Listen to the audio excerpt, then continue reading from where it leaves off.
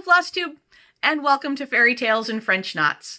I'm Erin, and this is my channel about cross-stitch, where I'll talk long enough to make my family wonder what I'm up to, but short enough that you can watch me on your lunch break. So this is episode 20, and today is Monday, May 20th of 2024. That's a lot of 20s. I'm recording another weekday mid-morning episode because I took today off from work. And the reason I did that is that this past weekend, I attended Celebration of Needlework in Nashua, New Hampshire. Now, Celebration of Needlework is one of the longest running stitch retreat events in the country, I believe, at this point. This was the 30th year for the event.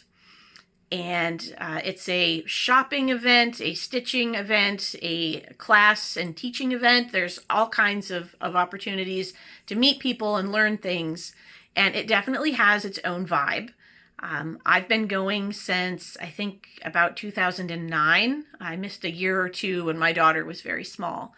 But I've met great people there. I've taken some classes and learned some new skills. And just in general, I look forward to it every year and have a really good time there. It definitely has a different vibe from some of the more recent retreat events, because there is this, the ballroom area is set up like a giant shopping mall. Whereas at a lot of the other events I've been to, that area is where we all sit and stitch. So what happens is you do your shopping and then you stitch in various other spots around the hotel. And it's nice because you can meet different people, kind of table hop around and go to different spaces. So it's really, it's a great event. And if you ever have the opportunity to go, I recommend it at least once. Everyone's very friendly, very welcoming. There are several of us who've been going for a very long time. I'm one of those, but there's also another group of folks who live more local to that area of the country, and they have their own kind of, they know each other and they see each other outside of the event. So they have a different level of friendship going on, but everybody is welcoming and wonderful. So this means that I have had some stash acquisition happening. So I unfortunately today will be a whole lot of stash talk, and I apologize for those who don't like to see all the things that people buy.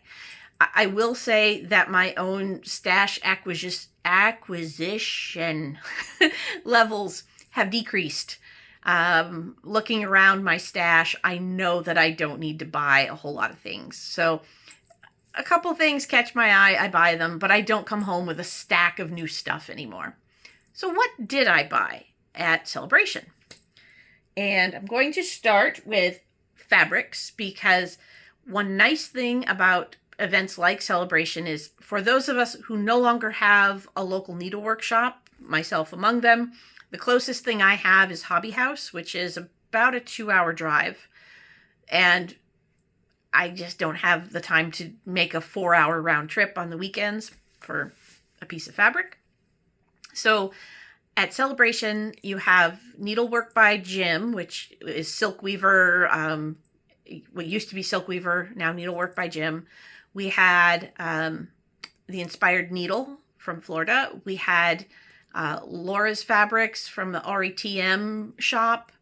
And we also had Pam from Stitch New England was there with Atomic Ranch. So there were all kinds of fabrics that you could get your hands on and put your eyes on to decide if they worked for what you wanted.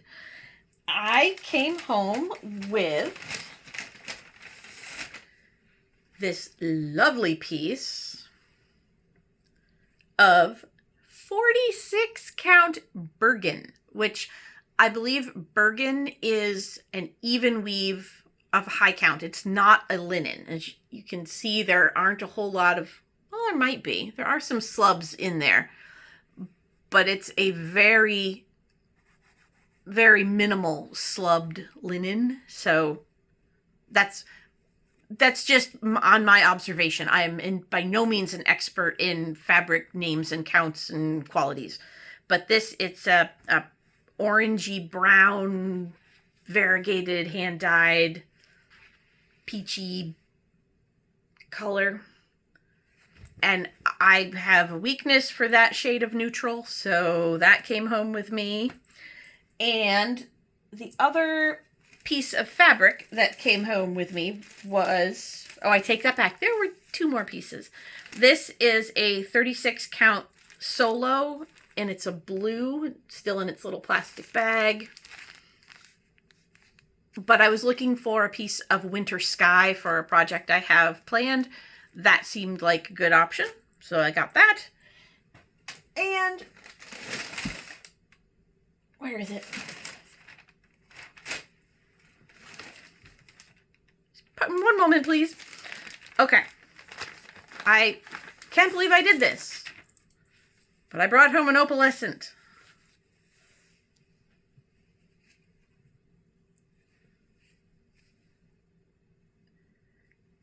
I don't know. It does not have a name. This was from Laura's Fabrics, and it's got a kind of a teal gray overdye with the opalescent. And the reason I bought that was that of the few patterns that did jump into my hands, Snow Angel at Night by New York Dreamer came home with me.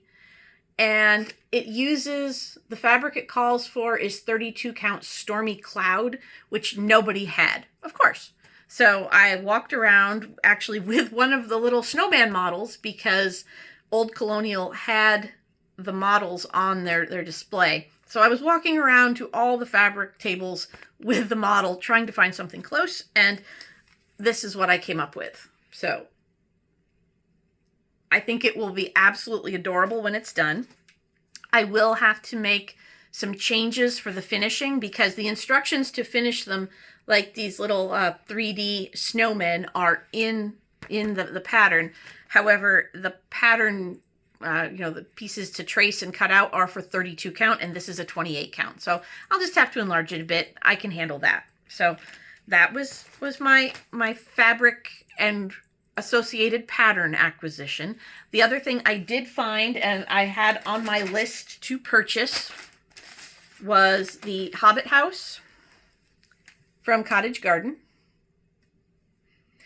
I have Modern Folk Embroidery's Namari Sampler started, which is the quote in Elvish from Lord of the Rings. And I have this in my head wall in my dining room that should be covered in Lord of the Rings hobbity sort of thing. So I think this will be perfect there.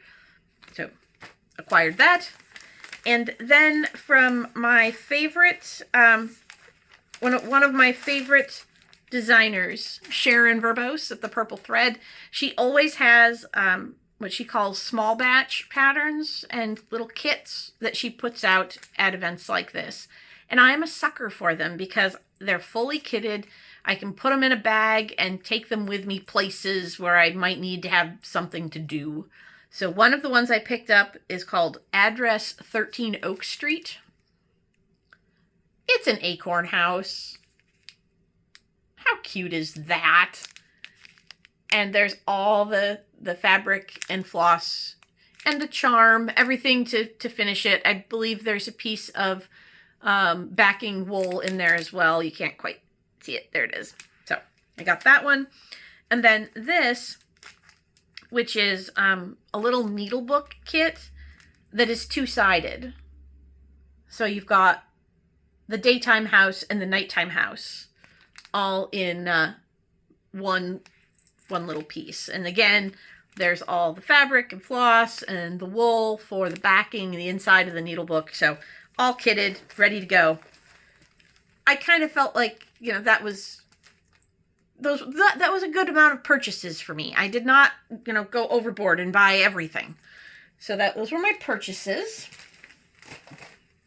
I did buy some overdyed flosses for various patterns, but, we've all seen flosses, so I don't need to show those. They're just Weeks and Gast that, again, since I don't have an LNS, I wasn't sure how they compared with either what I had in my stash or DMCs, so I picked up a few for some patterns I've got in the works.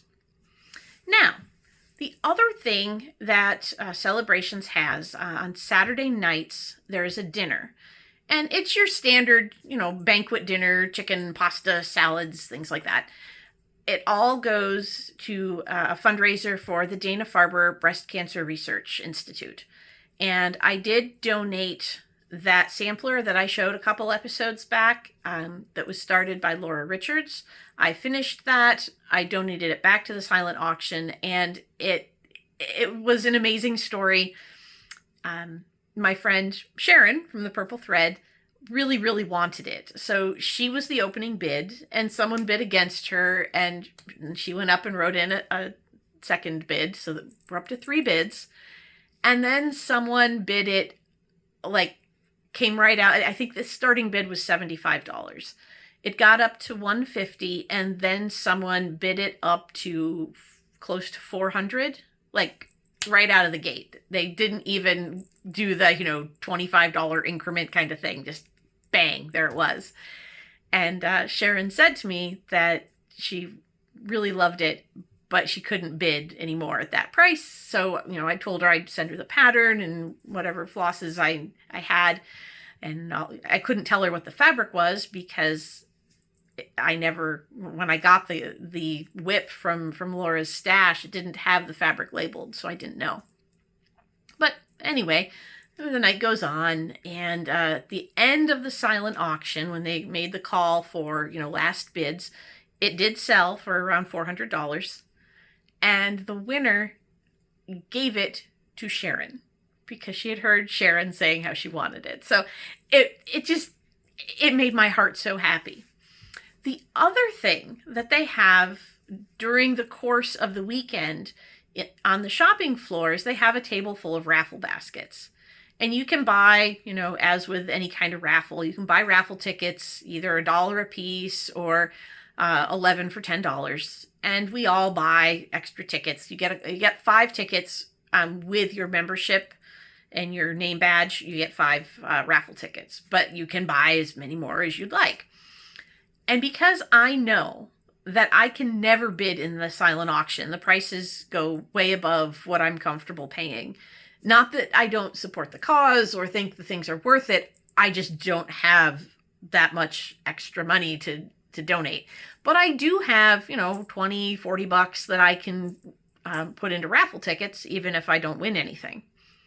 So I bought, I think, about $30 worth of raffle tickets, and I sprinkled them through most of the baskets.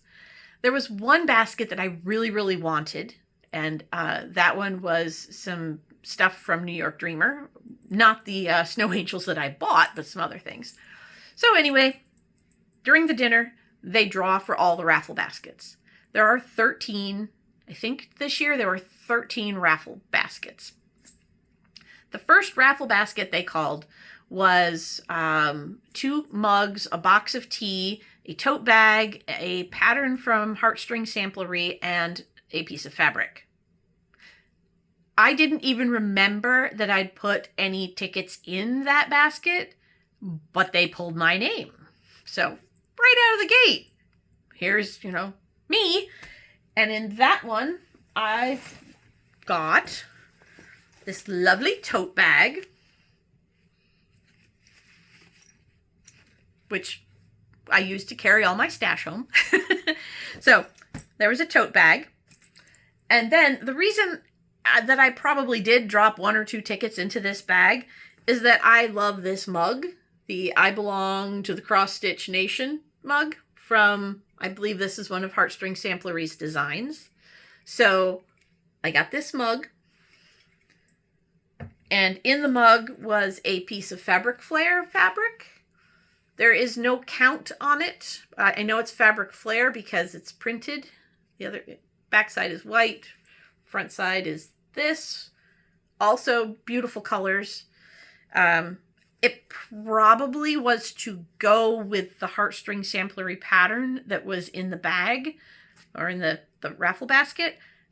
I did not want that, so I gave that to someone else. I gave the box of tea because I'm a coffee drinker. I don't drink tea. I gave the box of tea to someone at my table. And there was another mug. I have lots of mugs, and another stitcher said she really liked the other mug, so I gave it to her. I shared the wealth. That's what I did. So that was basket number 1, and I thought, well, I guess that's that. And, I've won the first thing. I'm not going to win anything else. And they continue to draw raffle baskets. And one of the girls at my table, Sarah, she won a basket. So that was really cool. And then they get up to basket number 8. Basket number 8 was the one I had really wanted. And I think I probably put at least 10 or 15 tickets into the basket, to the bag of tickets for this one. And they called my name again. And I was like, are you kidding me? I've won 2 raffle baskets? And so in this one, first of all, there was this project bag. Very pretty. And then there was a stack of 4 patterns from New York Dreamer. 2 of them were not my style, so again, I shared those with some other stitchers who liked them. One of them is Summer in a Box, which looks like something I can assemble. And I see it says that there is kits available at For the Stitcher's Soul, and I happen to know where that shop is in Albany.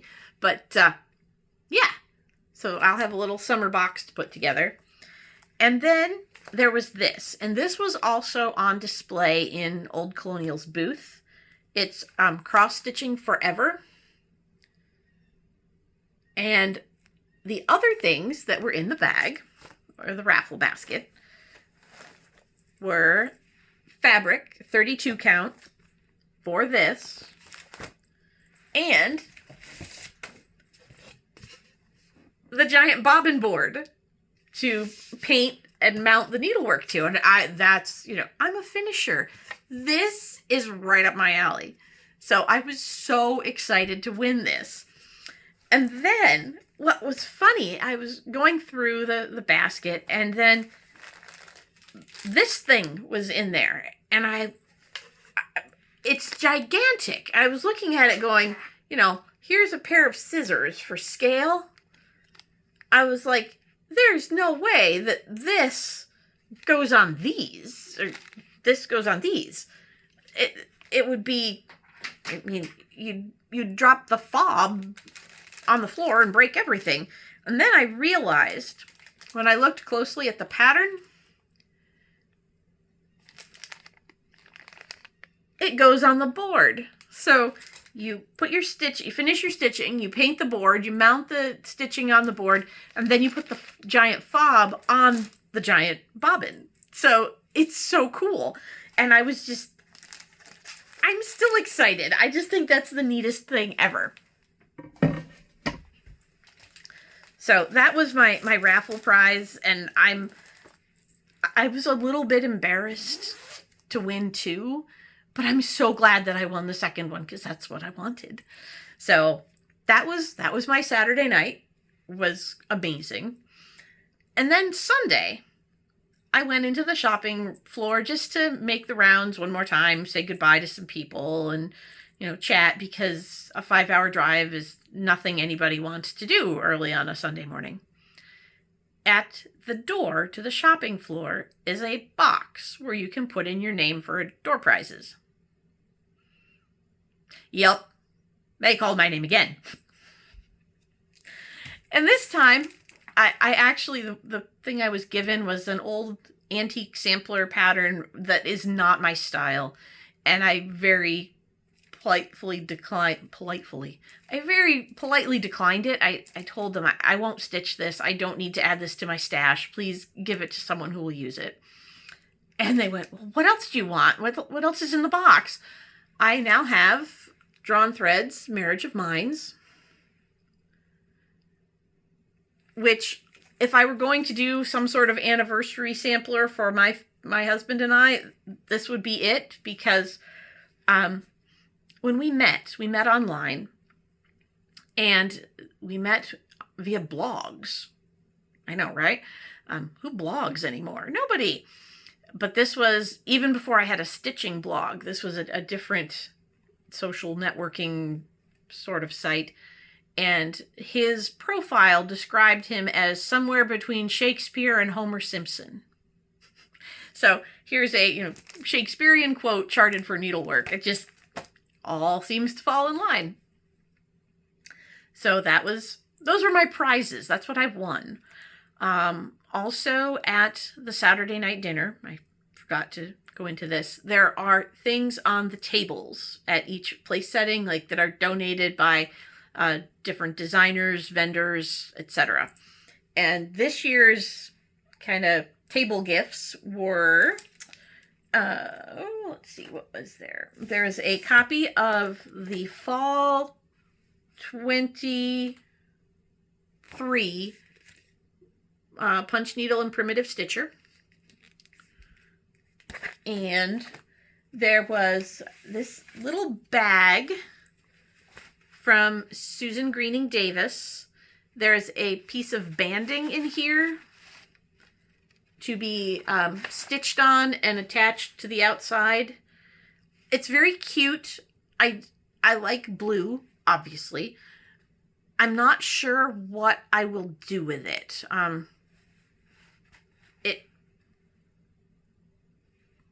I just don't know how to use it. This often happens to me with the things that are given as the table gifts for stitching. I look at them and go, that's interesting. So, I don't know. I don't know. But I got that. Then there were these little zipper pouches, which I'm probably going to give to my daughter for school because I don't use these. These are the kind that fit in a 3-ring binder. But there was this year's Pink House from Sharon at the Purple Thread. Again, full kit. Everything's in there. Can't see it because it's sealed up. And she also gave us all heirloom tomato kits, and these are interesting because this was a partially finished quilt that she got from either an estate sale or a nursing home. Someone passed away and this was what was left behind. It was actually a bunch of Dresden plate quilt squares, partially finished quilt pieces. So there's the Dresden plate. And this piece, I actually looked, she said some of them are machine stitched, some are hand stitched. It's hard to say, but there's my whole piece. And I was looking at the back. I'm pretty certain that was hand stitched. So there's instructions and the little piece of wool to make the top of the tomato. So I can have a little tomato pincushion made with a piece of someone else's needlework. And I love that. Well, obviously, you've seen the things I make with things I pick up at estate sales myself. So it makes me very happy to have another little thing to make that way. So those were things that came either via purchase or raffle or table gifts at the dinner. Then there's the freebie table. And I did pick up a few. Not very many. This pile is very thin. I picked up the Valentine Garden from Barrack Samplers. And I picked up With My Needle, which even my husband said he thought was interesting. He likes the swirls on the back of the girl or the background of the girl. And I like her a lot. It's also has a DMC conversion on the back for the NPI silks. So I could either do that or I could just switch it over to Vicki Clayton silks. Yes, so that's a good housewife pattern. I picked up Fancy That's Banner Year. I don't know that I would stitch the house, but I do like the little witch and the snowman and the Santa.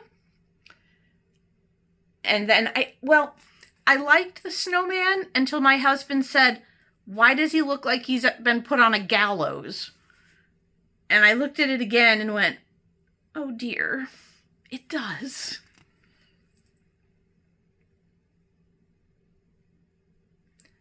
So I don't know if I'll stitch it or not.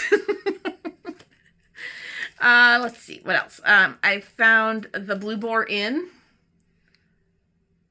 from Brenda Keys from the Silver Needle Little Help from Our Friends Stitching Circle kits.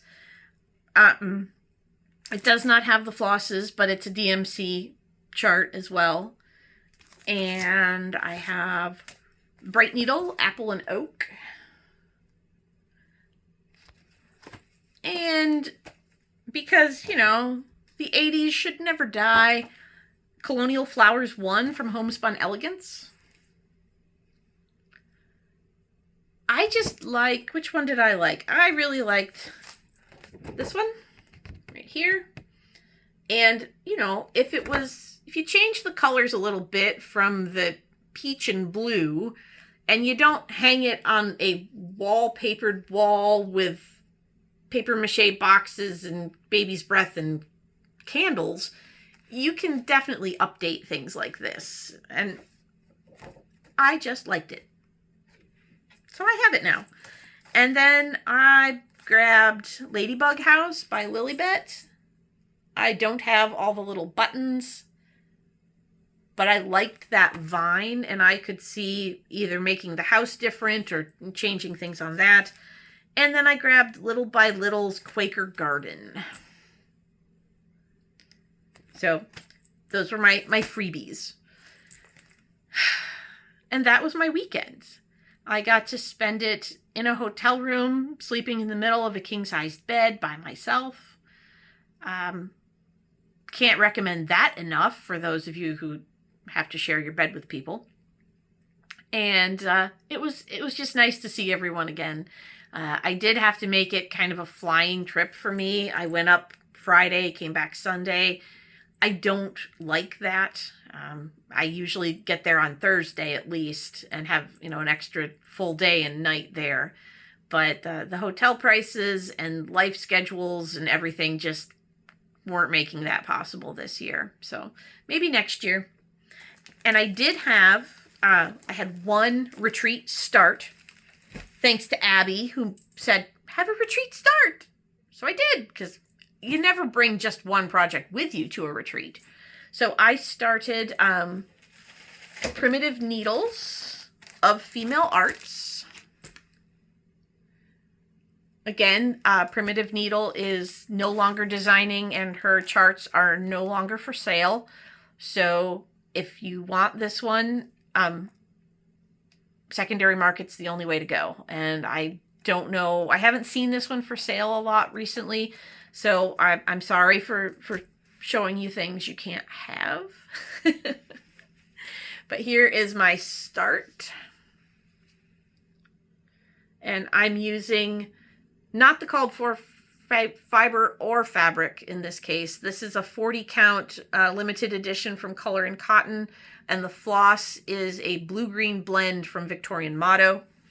The chart used 40 count heritage fabric and Soie d'Alger 3735, which is very brown and green, and mine is a little more cream and blue.